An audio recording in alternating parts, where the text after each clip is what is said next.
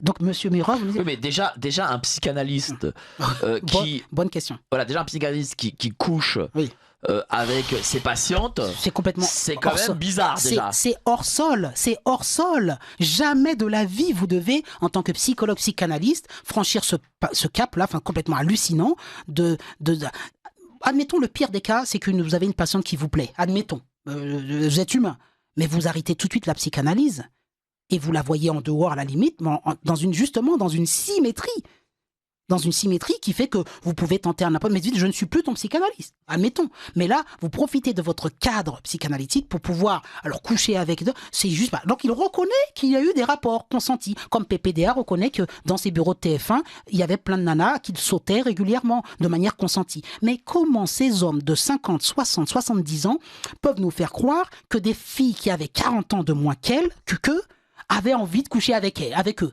Enfin, ils ont un sex appeal. Quoique, il y a des femmes qui aiment oui, mais tous les soirs, PPDA, enfin, au moins une femme par semaine. Vous imaginez, il y a plus de 100 femmes. Je veux dire. Alors, PPDA, c'est pas encore jugé. Donc oui, alors c'est pareil. Pas. Ah, mais cette fameuse présomption qui protège. Bon, enfin, bon, de toute façon, PPDA n'ira jamais en prison. Mais pour revenir sur Gérard Müller, je suis désolé, il peut me faire croire qu'il est beau gosse, qu'il a un charme, qu'il est ce qu'il voulait, tout ce que, comme Weinstein, machin. Moi, j'estime que sa plastique, elle est assez laide personnellement et j'ai beaucoup de mal vous n'êtes pas une femme aussi donc vous pouvez pas savoir. Arrêtons, je vois la réalité. Moi je vois la réalité.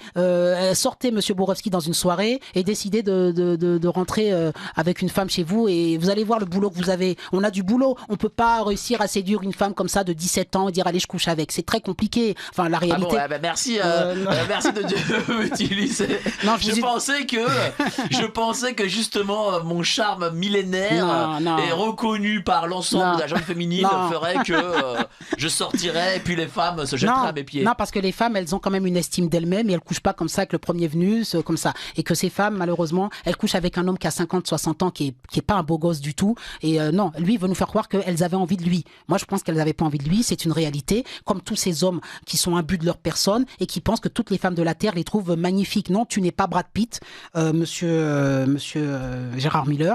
Et donc, arrêtez de nous faire croire à ce scénario. La réalité, c'est que pour moi, je suis convaincu de cette présomption de culpabilité.